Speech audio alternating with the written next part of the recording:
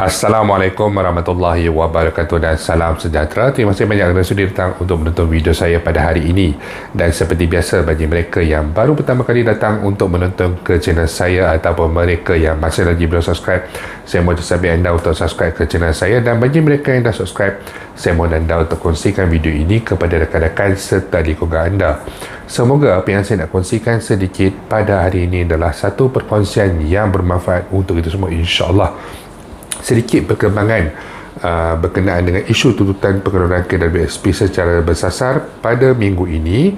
Yang pertama sekali, satu perkongsian telah pun dikongsikan oleh saudara Azmi Bugis, yang mana tuntutan pengeluaran secara bersasar ini telah pun dinamakan sebagai pengeluaran kecemasan secara bersasar KWSP, yang mana ini bagi menunjukkan tahap keseriusan tuntutan ini, yang mana tuntutan ini dituntut dan juga orang kata ada di dalam Akta Pengeluaran KWSP bagi kegunaan sewaktu kecemasan. Jadi beliau menjenamakan semula tuntutan pengeluaran secara bersasar ini menjadi pengeluaran kecemasan secara bersasar untuk menunjukkan betapa seriusnya tahap orang kata kesusahan yang dihadapi oleh pencarum ini.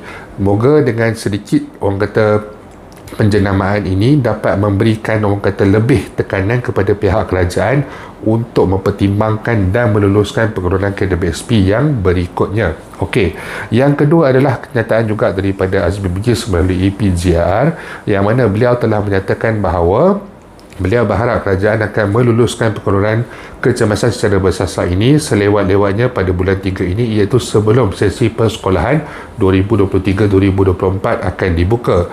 Yang mana seperti yang kita sedia maklum, sedikit sebanyak ramai pencarum yang kata membuat aduan ini, sedikit sebanyak mereka memerlukan pengeluaran ini untuk digunakan bagi tujuan pendidikan anak-anak mereka, sama ada di peringkat sekolah rendah, sekolah menengah, kolej, universiti dan juga sebagainya.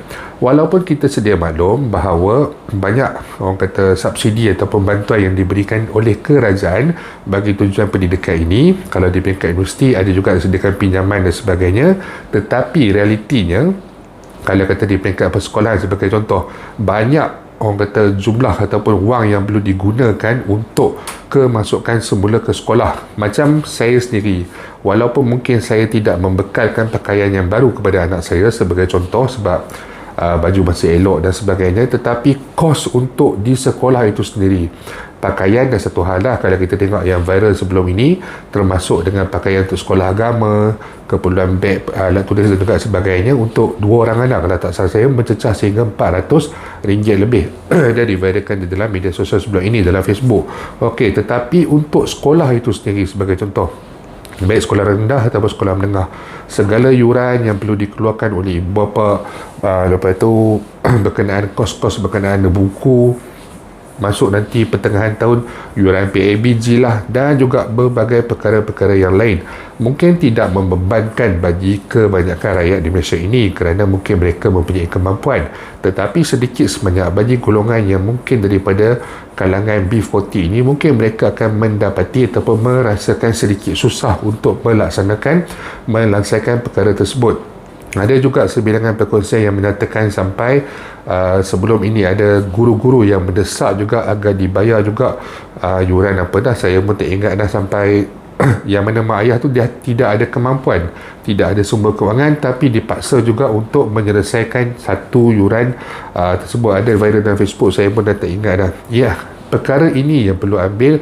perhatian oleh pihak kerajaan, walaupun ianya dijadikan salah satu alasan untuk pengeluaran KWSP kecemasan secara bersasar ini dilakukan, tetapi pada saya pelaksanaan sistem pendidikan secara percuma adalah satu perkara yang lebih baik dalam isu ini.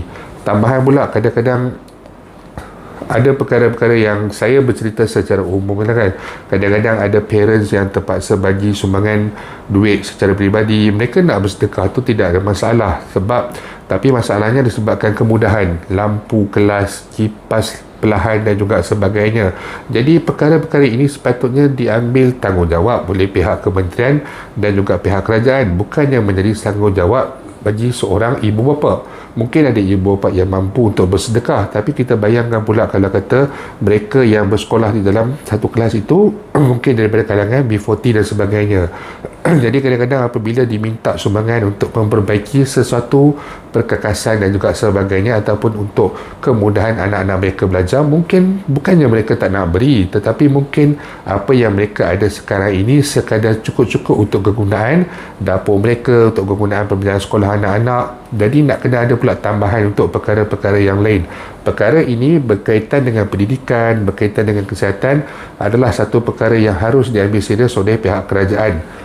Dan sedikit, kalau kata berkaitan dengan pendidikan ni, saya nak mengatakan sedikit, isu-isu seperti nak ubah waktu bersekolahan pada pukul 8 pagi dan sebagainya, itu bukan satu isu yang relevan sekarang ini. Sekarang ini kita bercakap tentang masalah orang kata keuangan. Jadi masalah keuangan ni apabila kita kait dengan pendidikan, isu-isu pasal nak beli pakaian, kos yuran, kos PIBG, perkara-perkara yang lain, kadang ada juga tadika nak ada graduasi dan sebagainya, nak kena bayar lah dan sebagainya. Jadi benda-benda ini membebankan ibu bapa. Benda ini harus diambil perhatian oleh pihak kerajaan untuk meringankan dan membantu mengurangkan beban ibu bapa, terutama sekali daripada golongan B40, daripada kalangan pencalon kategori SP di luar sana. Mudah-mudahan dengan orang kata pemberian subsidi penuh, pendidikan percuma, kesihatan percuma dan sebagainya, dapatlah orang kata meringankan sedikit sebanyak beban keluarga-keluarga di luar sana. Setidak-tidaknya, kalau kata mereka dapat mengeluarkan KWSP mereka sekalipun, mereka boleh menggunakan wang tersebut untuk perkara yang lain, untuk kelangsungan hidup harian, untuk menyelesaikan hutang, ataupun boleh digunakan sebagai modal ataupun untuk menyuntik orang kata dana bagi perniagaan ataupun sebarang pelaburan dan sebagainya yang mereka sedang lakukan sekarang ini. Jadi saya berharap juga pihak kerajaan dapat mengambil satu pertimbangan yang serius, bukan sahaja sekadar berkenaan dengan tuntutan kecemasan pengeluaran KWSP ini, tetapi juga berkaitan dengan isu yang melibatkan bayaran bagi sistem pendidikan dan juga bayaran bagi sistem kesihatan di negara kita ini. Dengan segala penyimatan yang kerajaan sedang lakukan sekarang ini, saya percaya perkara ini dapat direalisasikan dalam masa yang segera. Itu saja sedikit yang saya nak kongsikan pada hari ini. InsyaAllah jika ada sebarang perkembangan baru, saya akan berkongsikan ke anda semua kelak. Bagi mereka yang mempunyai sebarang persoalan, sebarang masalah ataupun sebarang komen, anda boleh utarakan di ruangan YouTube saya, Firdaus Selamat, di ruangan Facebook saya, Firdaus Selamat Channel, ataupun di TikTok saya, Firdaus Selamat 85. InsyaAllah kita akan jumpa lagi. Jangan lupa untuk share, jangan lupa untuk subscribe. Assalamualaikum warahmatullahi wabarakatuh.